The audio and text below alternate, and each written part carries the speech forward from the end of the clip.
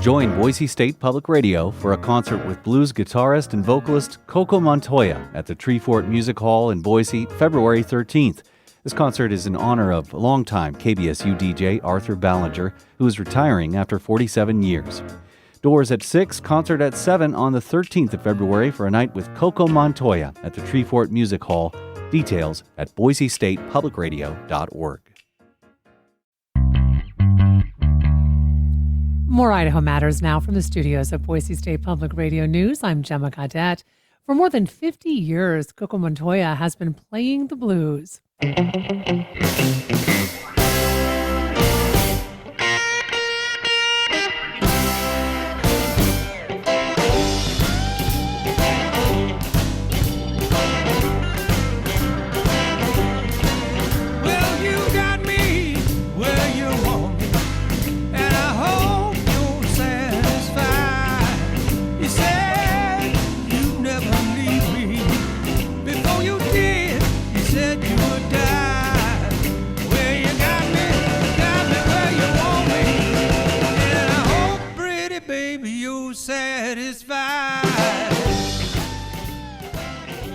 Coco's career started under the guidance of longtime musician Albert Collins and continued on the road with John Mayall.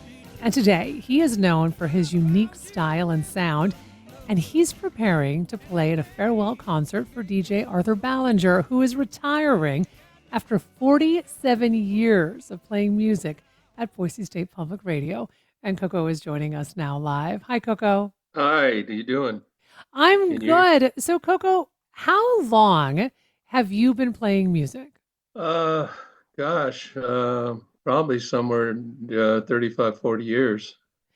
And my understanding is that you originally started out as a drummer. Is that right? Yeah, Gemma, that's absolutely true. I started out early as a kid. I think at around 11 years old, I got my first drum set and made an actual career of it up until mid-70s or so.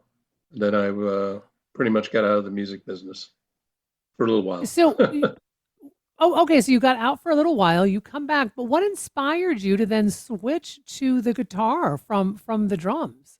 Well, guitar was always a secondary instrument. Probably around 13, 14 years old, I got an acoustic guitar and used to borrow everybody's electric guitar that got bored with it, you know. It was always a secondary thing with me. When I left the music business from being a drummer, I basically, had a day job, which gave me some money to go out and buy an amplifier and a guitar and just hit all the jam sessions and just play for fun, which was okay for me at the time. So can you talk to us a little bit about your unique style of playing, because you play left-handed? Yeah, I play. I picked up right-handed guitars. Obviously, my brother had friends that come over and try and play doo-wop songs together, and of course that would only last for a little while, and then they go off and do something else, and I would sneak in there and bash away on their guitars trying to learn how to play them. And being left-handed, I picked up the guitar left-handed, and I taught myself my first chord, an E chord, simply by just bashing away at it and finding it. I didn't know what it was called. I didn't know what I had found, but it sounded so pretty. I just ran around until my fingers ached so hard I couldn't play it anymore. And that's pretty much the way I learned how to play. And by the time I found out there was a left-handed or right-handed to it, it was way too late. Easier just to keep doing it the way you were, right? Yeah, starting over was not an option for me. So as I mentioned when I introduced you, you got to play with Albert Collins. For folks who may not be familiar with him, first tell us a little bit about him. Well, originally from Houston, Texas, an incredible musician and a wonderful human being, a wonderful man. Kind of took me under his wing in a lot of ways, almost as a father figure, I would say. Besides the incredible music, the man would play incredible guitar. To this day, just in my opinion, just nobody live matched up to Albert, in my opinion. Fantastic player, and he played unorthodox in a way because he played in an open F open F minor tuning with no picks, and he was just unique, and it was just perfect for me because I really had no technical knowledge about music at all. I didn't take lessons. I didn't learn how to write music or anything of that nature. It's just all by ear. And so he was the perfect person to teach me what he knew. Hmm. And you started with Albert Collins in his band as a drummer, but he really Absolutely. Yeah. kind of and did he really kind of teach you some guitar style during the time you were playing with him? Well, absolutely. The time I played with him, I drank up all he would give me. We days off, we'd sit in a hotel room and I'd play with his other guitar, and he was so so open with me about everything. I mean, I'd tune his guitar to 440 pitch, which is standard, and he didn't seem to mind to have to go back and retune it back to F minor. And he was really giving, a very giving human being, and Yeah. yeah, and he expected the only thing he expected from you is to give 100% when you're on stage, and that was pretty much it. And he just watched over me, and in a lot of ways, musically, personally, he was an incredible human being to have in your life. Mm. I want to play a little bit more music, if we could.